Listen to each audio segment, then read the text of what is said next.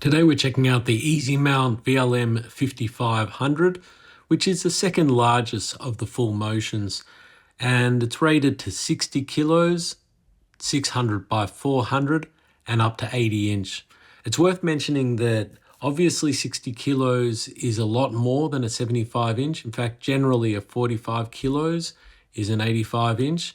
However, there are larger Ezymounts, being the VLM 6800 and SLT 6850 that we recommend for those 85s and 100s, as they are much bigger, heavier, and offer a lot more headroom even for a 100 inch. So the 5500 weighs 5.5 kilos, or with a vertical strip 7.1 kilos, which is common for a double arm bracket. I've mounted it here with the 400 by 600 VESA, and you can see that you've just got to add that screw, so the normal technique of hooking the TV onto the top of the bracket. To work out the drill points, I just put it up on the wall and mark with a pencil where to drill. So the screws for the wall are actually quite large, 90 mil, which is good because full motion, of course, you're going to put more stress on the wall.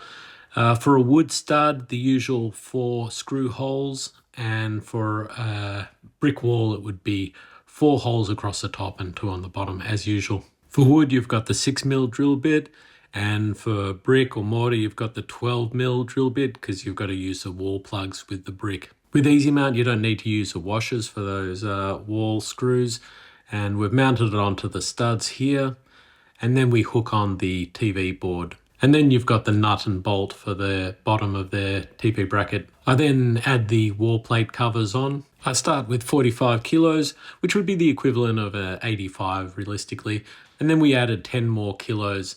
You notice that the leveling needs to be adjusted, so we do that with the Allen key. So it's level again, and there's only a slight droop of 1 degree on the arm. We move the TV board perpendicular to the wall, and what we find is sometimes that can knock it out of being level. It's always the same thing, which is you get a slight slip in the level adjustment. After tightening it up, it seemed to remain level, but eventually, it started slipping again. This isn't an Ezymount issue. Even the best brands, even Vogel's, you can get a little bit of that slip of the level. So it would be great if someone came up with a better design. The distance from the wall should be a minimum of 63 mil, and the maximum should be 536 mil, which is quite a long reach. And finally, the cable management. So you have cable management down both the sets of arms. So it's one of my favorite brackets. Being full motion, you get easy access to the rear of the TV, as well as being able to face the TV towards the viewers in any position. It works for brick, but also wood studs, as it has that lateral movement for the best TV placement.